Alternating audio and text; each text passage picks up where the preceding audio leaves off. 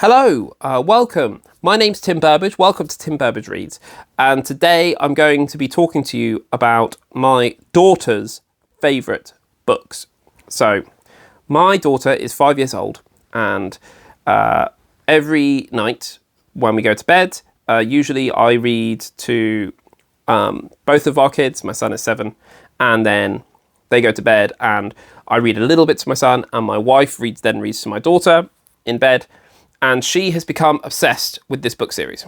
And I think it's really, really good. I think it hits exactly what needs to happen for kids her age and a little bit older.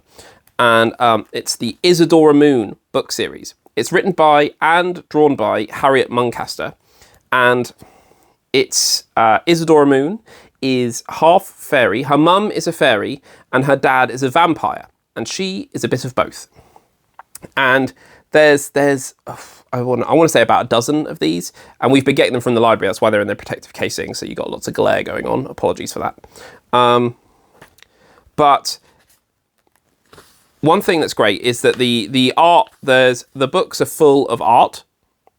All of the colours, all of the books are basically always in black, white, and pink. And she's got her friend, Pink Rabbit, who was magicked to be sentient, her cuddly toy.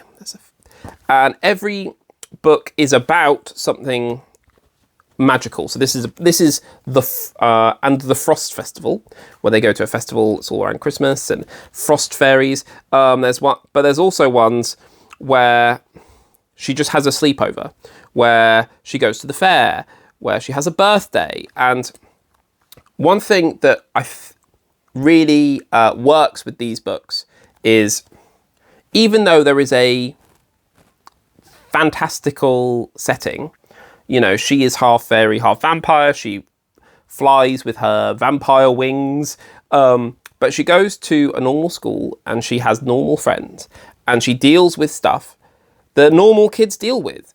So in this book, she gets separated from her parents at the fair and loses them, and she's really frightened.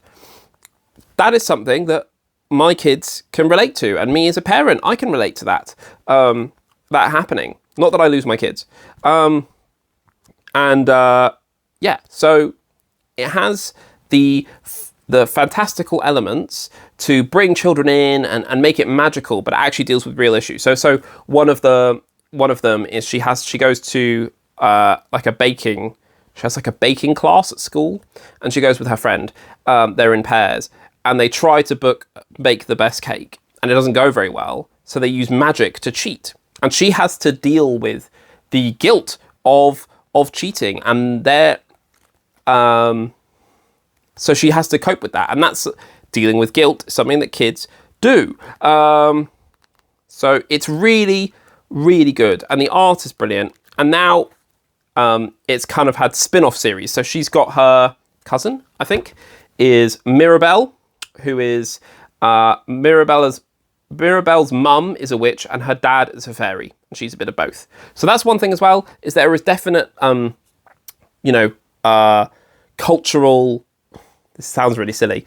I'm talking about, this book's written kind of for 6-year-olds, but this is the thing that's really key, is that there are elements where she's like, well, fairies do this and vampires do this.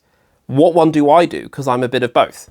Same with Mirabelle. Mirabelle's a bit more mischievous. It doesn't make half witch, half fairy, totally naughty. Yeah, so she doesn't make as good choices, which again, the kids enjoy. Kids enjoy reading about naughty kids, but they're in a way that they can then empathise, and Mirabelle learns her lesson. And then there is also Emerald, who is a mermaid as well. It's kind of a whole series of them. But one thing that's also great about them is, so you have the story, and the story is, it's usually like 7 chapters. So it's just over 100 pages. So of, big text. So it's definitely we read to my daughter. But at the end, there is usually a little quiz. So you can pick about the story and you can pick which one you like. And you say, oh, you're definitely more, most of the A's, you would love to build a snowman. Most of the B's, you'd love to enjoy baking. Or maybe C, you would like to go ice skating instead. Some of them also have, where is it? like recipes for baking stuff, especially if it comes up in the story. There also in this, there is a little cast of characters. The art is great. Yeah, so if you've got kids especially daughters, between, I would say, 5 and probably 8, I would say, then these books are really, really good, and I really recommend them. For our 5-year-old, we read to her. As she gets older, she will learn to read these herself. So, yeah, and I think that's about it. So I think I'm just going to hand over to the best reviewer, who is my daughter. So enjoy.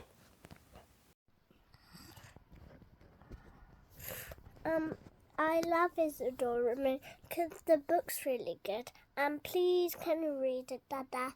Because it's super good. I really want you to read it. I really want you to read it. I really want you to read it. And I like it when Mirabelle turns her dad into a frog. It's really silly. And then her broom's not controlling. And it's that really good, Daddy.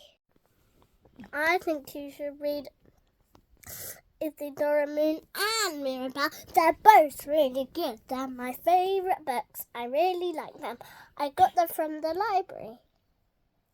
Get out my house!